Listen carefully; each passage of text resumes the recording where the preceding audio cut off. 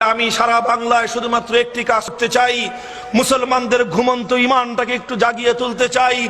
মুসলিম জনপদগুলোতে যেই যুবকরা আজকে আব্রাহাম লিঙ্কনের গণতন্ত্র কায়েম করবার জন্য, অথবা মুসলমানদের যেই যুবকগুলো আজকে লেনিন মাও সেতুংয়ের সমাজতন্ত্র বাস্তবায়ন করবার জন্য নেতা নেত্রীদের পিছনে যারা তাদের যৌবনের এই শক্তি ব্যয় করছে, তারা যৌবনের উত্তাল তরঙ্গের এই রক্তকে যারা কারো ক্ষমতার সিঁড়ি হওয়ার জন্য আর কারো ক্ষমতার লাঠিয়াল হিসেবে ব্যবহৃত হয়ে যারা আজকে আমার জনপদগুলোতে মুসলিম জনপদ যুবকরা আজকে মিসইউজড হচ্ছে, সেই মুসলিম যুবক সমাজকে জাগ্রত করতে চাই। কোন নেতার নেত্রীর গোলামি নয়, কোন ব্যক্তির পূজা নয়। হে মুসলিম যুবকরা, আরেকবার তোরা জেগে ওঠ আল্লাহর জমিনে আল্লাহর দ্বীন বিজয়ী করবার জন্য।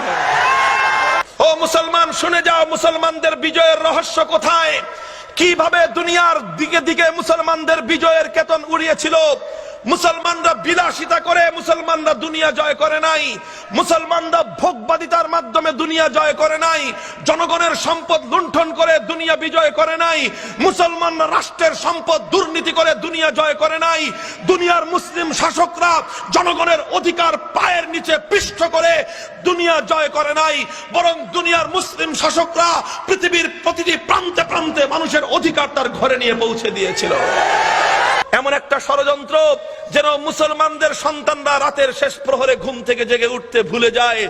মুসলমানদের ঘরগুলোতে স্টার জলসা আর সিনেমা, নাট্য নাটক আর সিনেমা এবং অশ্লীল নৃত্য গান বাজনা দিয়ে ভরে দেওয়া হয়েছে, যেন রাত গভীর পর্যন্ত মুসলমানরা তারা ওই সিনেমা নিয়ে, নাটক নিয়ে, টেলিভিশন নিয়ে আর অশ্লীল নর্তকীর উলঙ্গ নাচ বাজনা নিয়ে যেন তারা মত্ত থাকে।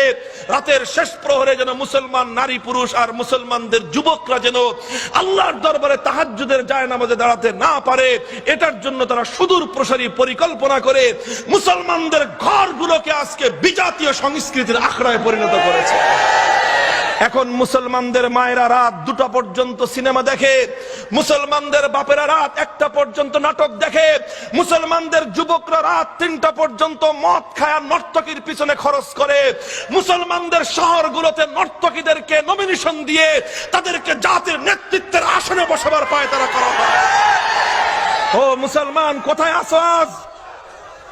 ও মুসলমান, আজ কোথায় আছো? আমাকে আর তোমাকে নিয়ে এই জাতির কিছু গাদ্দার সন্তানেরা কত গভীর ষড়যন্ত্রের দানা বাঁধছে, কত গভীর ষড়যন্ত্রের জাল বুনছে। এখনো পর্যন্ত যদি আমরা সজাগ না হই, এরা আমাদের ঘরগুলো, আমাদের কাঁধের উপর একটা একটা করে ন্যাংটা মেয়ে বসায় গোটা জাতিকে ওরা পশ্চিমাদের হাতে তুলে দেবে। স্বাধীন বাংলার 47 বছরের সবচেয়ে বড় গৌরবোজ্জ্বল ইতিহাস আমাদের। এদেশের মাটিতে সবচেয়ে বড় গণজাগরণের ইতিহাস ছিল।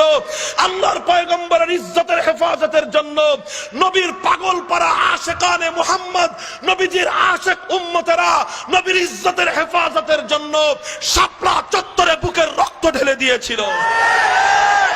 তারা শাহাদাত বরণ করেছিল।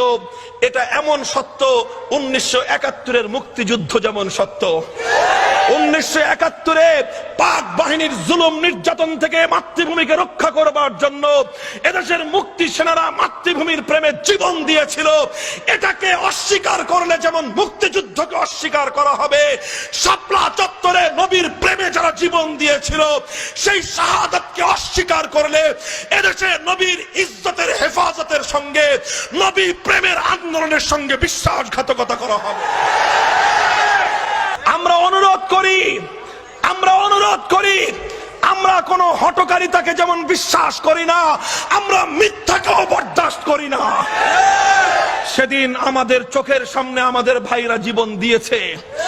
আমি আমার চোখে দেখেছি আমার ভাইদের রক্তাক্ত লাশ। আমরা সেই চোখের দেখা দৃশ্যকে অস্বীকার করতে পারবো না।